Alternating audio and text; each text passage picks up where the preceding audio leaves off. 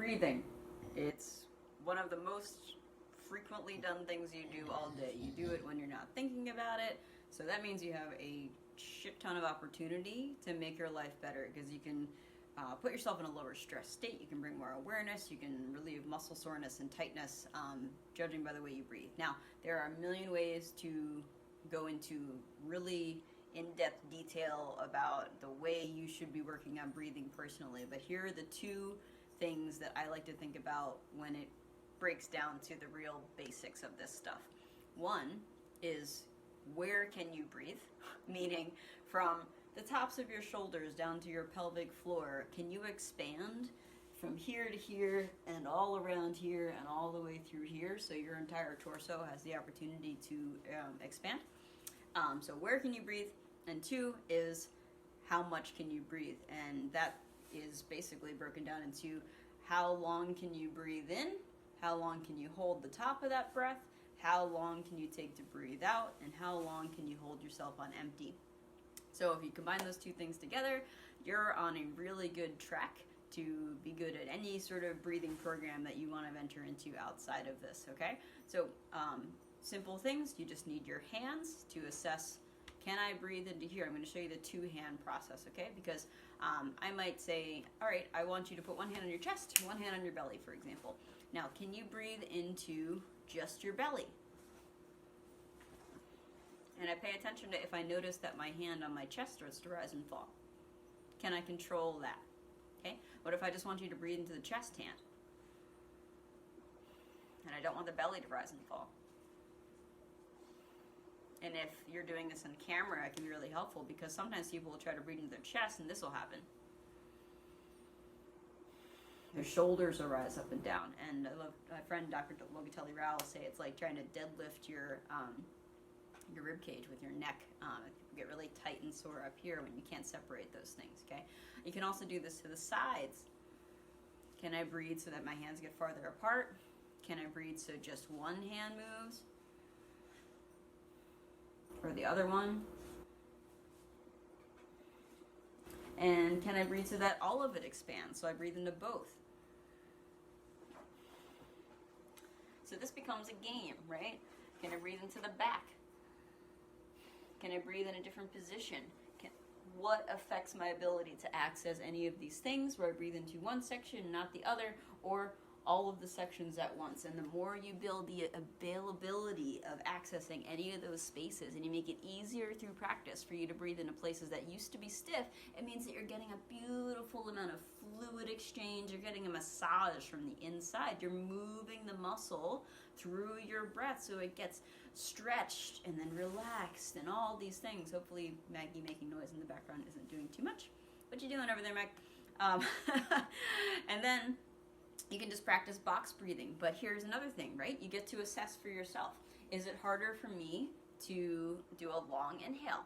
How long can I stretch this out? Can I go 1, 2, 3, 4, and that's my peak? Can I take 30 seconds to go into my biggest inhale? And do I feel that associated with the other part of it, right? Can I feel everything filling in, or do I still have some more space that I can even use my hands to help me with? How long can I hold that top, right? Can I hold it for 10 seconds, and then the next time I try it's 12, and then 30, and then 2 minutes? How long can the exhale take? Or slowly let it out, right? And I like doing inhale through the nose, exhale through the mouth, but that's more stuff to play with. You have options. Can I breathe in through just my nose? Can I breathe out through just my nose? Just my mouth, in and out. There are advantages to being able to do all the things, especially if you do jujitsu, because maybe you're covered in some way. You need to be able to breathe out of the other thing, right? So how long can I make this exhale take? Can I really empty myself out? And then how long can I hold that exhale position, right? And what that does is it trains your diaphragm. The breath hold trains your diaphragm at its end ranges. So it's an isometric contraction. It's mobility training for your diaphragm, which is this super important muscle here that acts as a sphincter and 2 other things. So helps with your breathing and stuff you can ask my friend Lindsay Moma about. But it really helps you out with being able to access more of yourself, and you just feel more centered, literally, because you're doing stuff in the center of your body, right? This is the stuff that holds you up, the pillar, as it may be, okay? So this is just a taste of the kind of thing, a part of the lesson that I'm going to be doing in lesson 1 in my new group mentorship, which launches on August 23rd. It will be the first lesson on Sunday. It's a self-driving group mentorship. The first 2 months are going to be spent 1 lesson per month so that you can absorb and take the information out into the rest of the month with you and integrate it into your life without trying to cram it all in and get it right before the next lesson comes up. You have a whole month to integrate before you get some new information, and then you get to integrate that, let it melt into your life over the month. The first 2 months are going to be focused on the physical, like giving you strategies to get out of pain and support yourself internally through your insides. Doing things like with your breathing for lesson 1 is the plan right now. If you want more of this for free, sign up at the link in my bio. Right now I'm offering a free 6-video collection. It's going to be dripped out to you starting July 17th every other day, so the 17th through the 27th, as a prequel to what I'm going to be offering in the group mentorship.